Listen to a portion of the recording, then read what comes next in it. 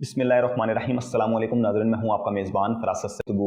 कोई social issue के ऊपर बात जो है वो नहीं करूंगा, बल्कि अपने हमसाया मुल्क भारत की कामयाबी और उसकी अचीवमेंट के ऊपर बात करूंगा।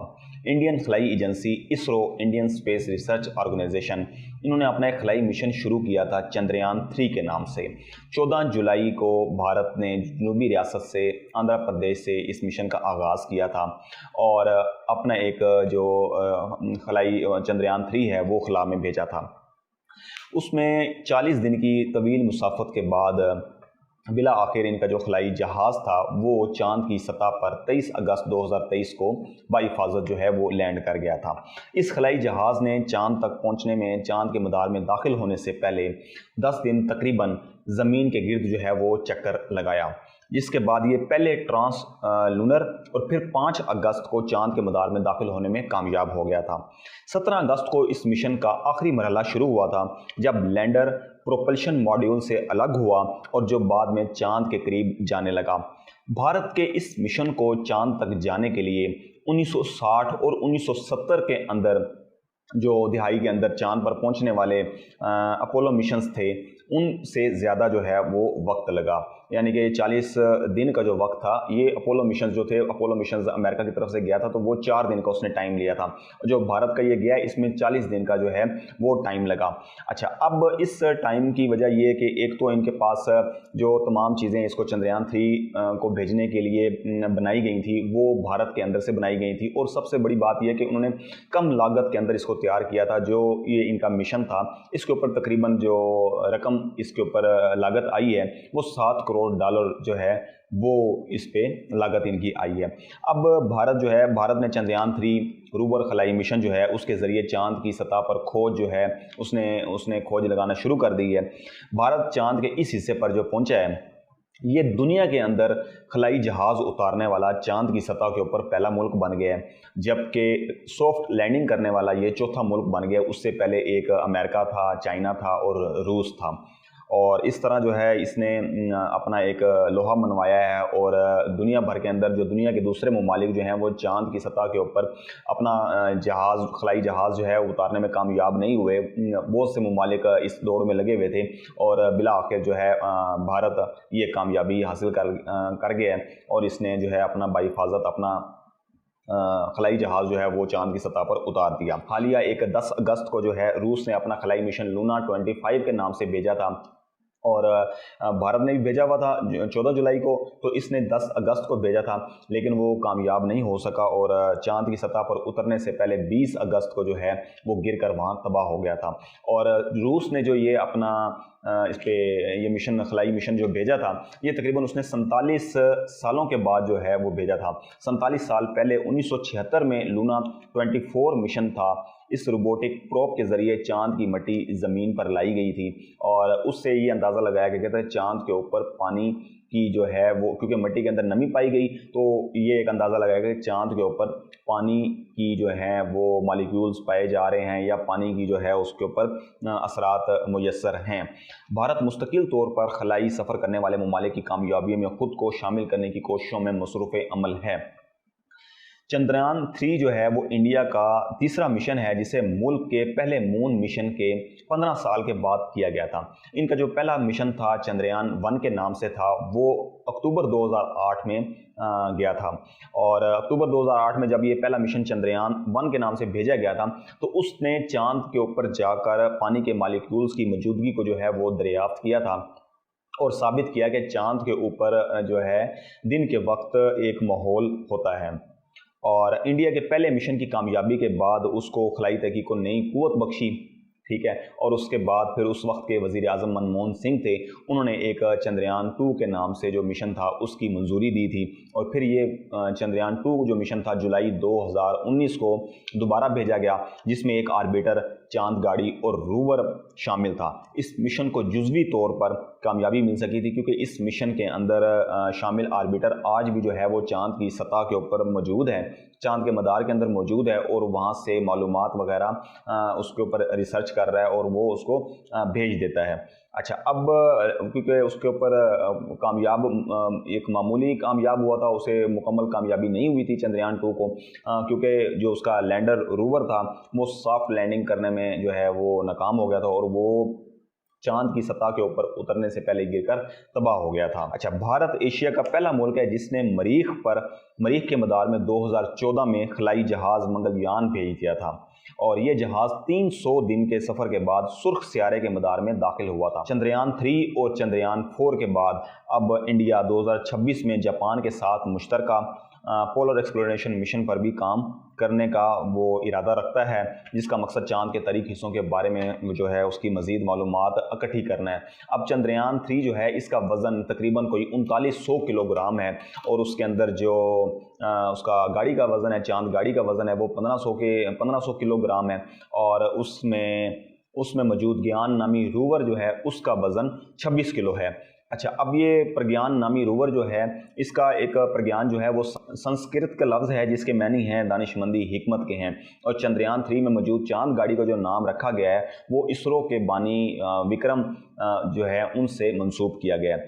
चंद्रयान 3 एक मुकामी लैंडर मॉड्यूल, एक प्रोपल्शन मॉड्यूल्स और एक रोवर से बना है, जिसका मकसद 20 सियारों के मिशनों के लिए ज़रूरी टेक्नोलॉजी की तहकीक और नुमाइश करना है। अच्छा नाज़रीन, अब चंद्रयान 3 जो है वो चांद पर कहाँ उतरा और इंडिया ने इसका इंतखाब क्यों किया। इंडिया के जो साइंसदान हैं वो कह रहे हैं कि इस अपनी खलाई गाड़ी को उतारने के लिए चांद के जिस हिस्से का इंतखाब किया है उस सियारे के जनूब कुतुब का जो दूर दराज का खिता है और इसे मुस्तकिल तौर पर साए में रहने की वजह से चांद का अंधेरे वाला हिस्सा जो है वो इसे कहा जाता है। चांद का जनूबी कुतुब वाला अभी जो है अंधेरे वाला हिस्सा है ये अभी तक मुकम्मल तौर पर दरियाफ्त नहीं हुआ, क्योंकि अभी तक यहाँ कोई पहुँच ही नहीं सका, तो उसकी दरियाफ्त, उसकी मालूमात जो है वो उस पर हासिल नहीं कर सका। वहाँ की सतह का रकबा चांद के शुमाली कुतुब वाले हिस्से के मुकाबले में बहुत बड़ा है। साइंसदानों को इस बारे में बहुत कम इल्म है और उनका कहना है कि यहाँ उतरना जो है वो नहायत ही ख़तरनाक और बहुत ही मुश्किल है।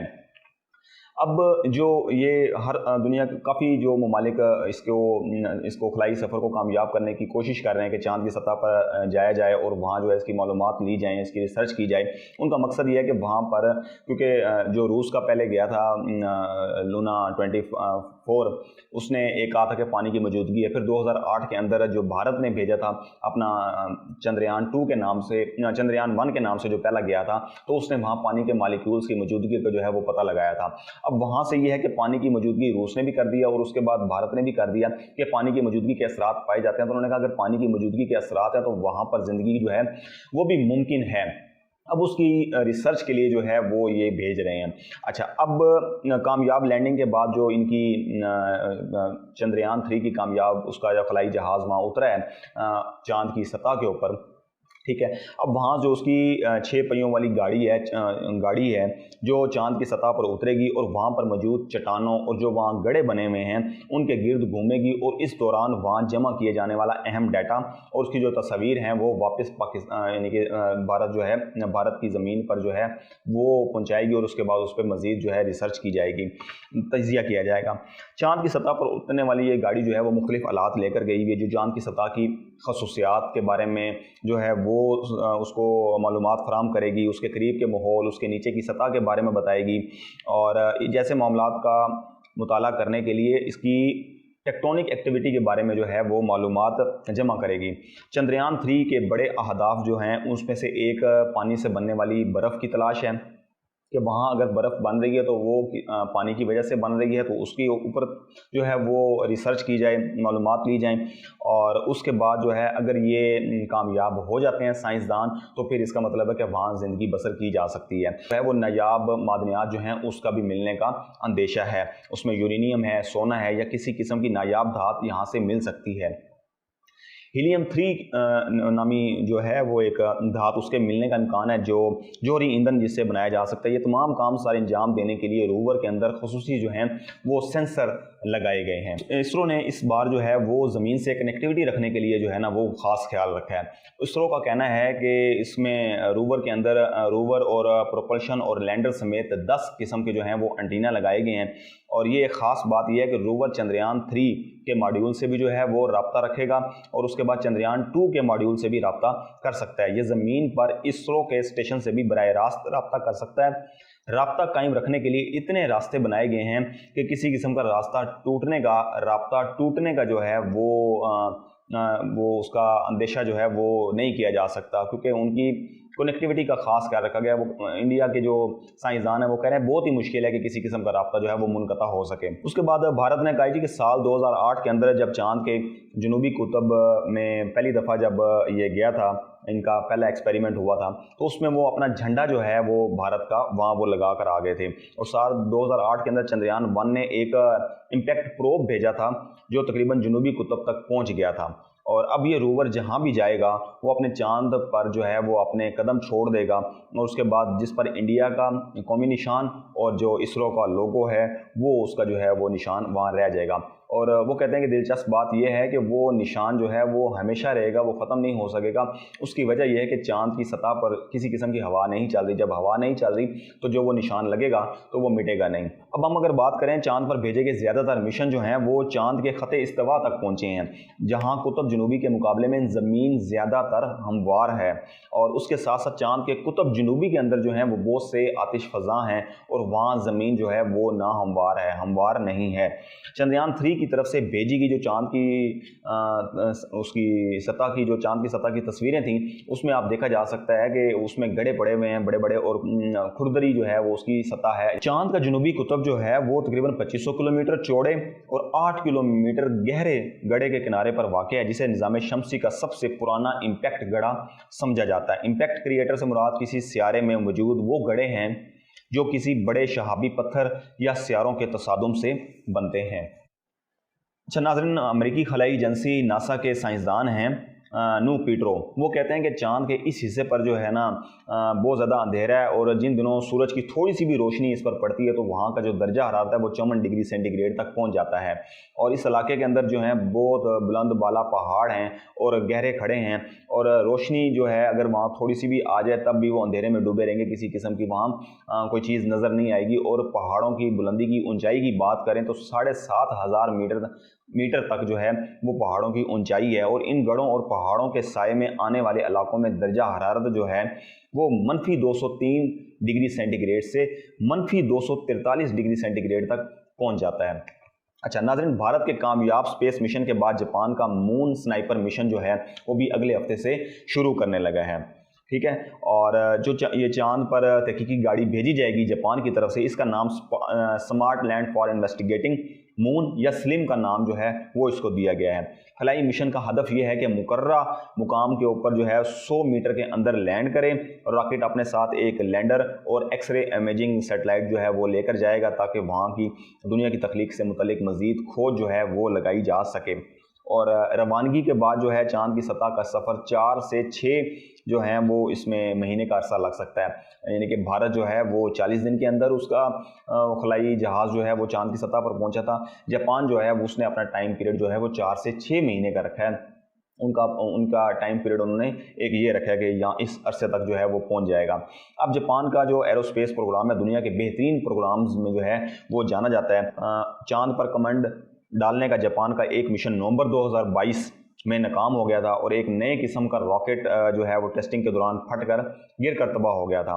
जाक्सा अपने भारतीय खलाई इदारे इसरो के साथ अप्रैल 2025 में जो है उसके शुरू में एक अपना जो मुश्तरका ऑपरेशन जो है वो लॉन्च करने का इरादा रखता है, और ताकि ये मिशन जनूबी कुतुब के अंदर जो है वो बर्फ़ के ज़खायर की तलाश जो है उस पर कर सके। भारत मुस्तकबिल में भी अपना खलाई मिशन जो है वो भेजने के इरादे रखता है, और अगले महीने एक मिशन भारत जो है वो सूरज के ऊपर भेजने का वो उसकी तैयारियों में लगा हुआ है। और फिर उसके बाद अगले साल जो है वो अपना एक 3 खलाबाजों पर मुश्तमिल एक मिशन ज़मीन के मदार पर जो है वहाँ भेजने की मनसूबाबंदी कर रहा है, जबकि सियारा ज़हरा पर तहकीक के लिए भी आइंदा 2 सालों के अंदर मिशन रवाना करने की जो है वो तैयारी भारत कर रहा है। नाज़रीन, भारत ने इससे पहले 2008 में एक आलमी रिकॉर्ड बनाया था।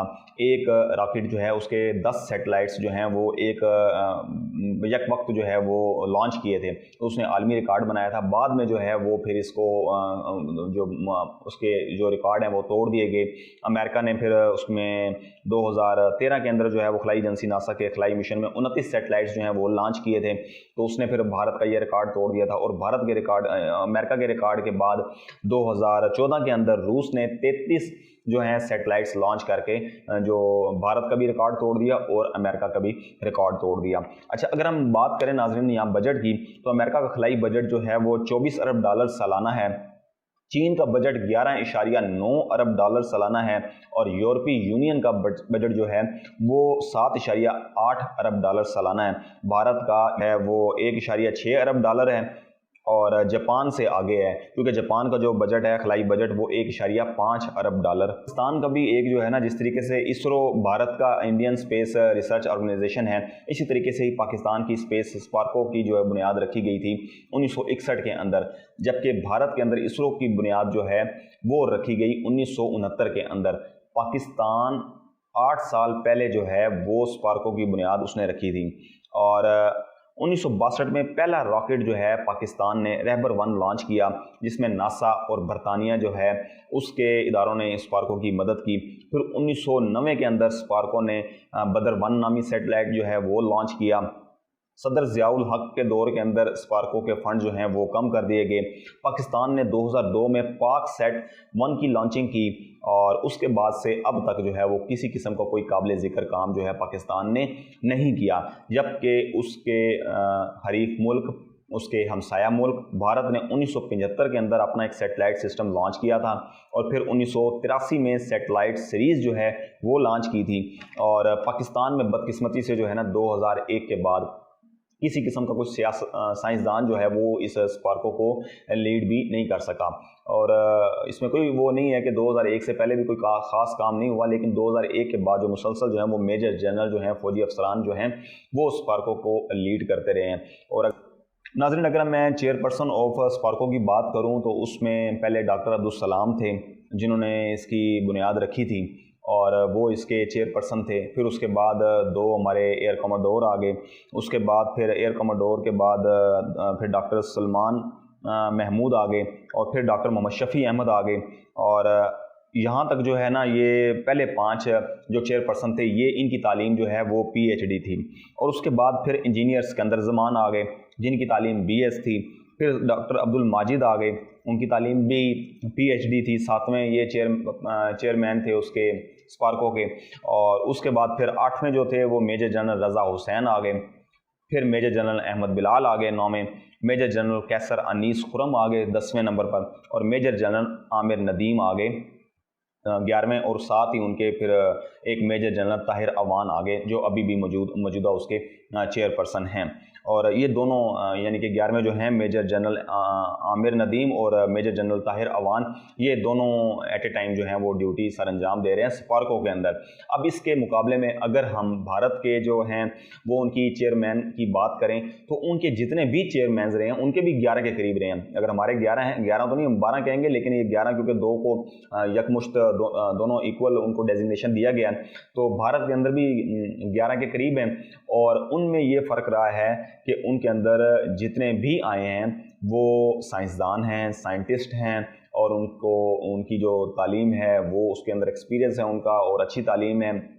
और उसके बाद फिर इंजीनियर्स हैं वो उसको देख रहे हैं। और बदकिस्मती से पाकिस्तान के अंदर क्या हुआ है, अब्दुल सलाम के बाद फिर कोई ख़ास उस पर काम नहीं हुआ और एक मतनाज़ा बना के फिर अब्दुल सलाम जो हैं वो किसी वजह से वो मुल्क छोड़कर चले गए। वो सबको पता है, मुझे बताने की ज़रूरत नहीं है। भारत और पाकिस्तान एक ही दिन आज़ाद हुए। वो अलग बात है कि पाकिस्तान 14 अगस्त अपनी आज़ादी का दिन मनाता है और भारत जो है वो 15 अगस्त अपनी आज़ादी का दिन मनाता है। एक ही दिन आज़ाद होने वाले दोनों मुल्कों में से भारत आज चाँद पर पहुँच गया और वो खुशियाँ मना रहा है और दुनिया भर से उसे मुबारकबादें जो हैं वो भी दी जा रही हैं। और पाकिस्तान जो है वो सिर्फ IMF से कर्ज़ा लेकर खुशियाँ मना रहा है। کہ ہمیں قرضہ مل گیا. کوئی بھی حکومت آ جاتی ہے تو اس کا صرف یہ ہے کہ IMF سے قرضہ مل گیا تو وہ خوشی اس کی جو ہے وہ مناتے ہیں. بس اللہ تعالیٰ ہمارے حکمرانوں کو اور ہمارے جو عہدیداران ہیں اسپارکو کے ان کو توفیق دے اور سوچ سمجھ دے کہ اگر دنیا کے اندر ترقی کرنی ہے تو ٹیکنالوجی کو اپنانا ہوگا اور ٹیکنالوجی کے اندر جو ہے وہ بجٹ کو بھی مختص کرنا ہوگا اور اس کے لیے کام کرنا ہوگا. مجھے دیجیے گا اجازت. اللہ نے کے بعد.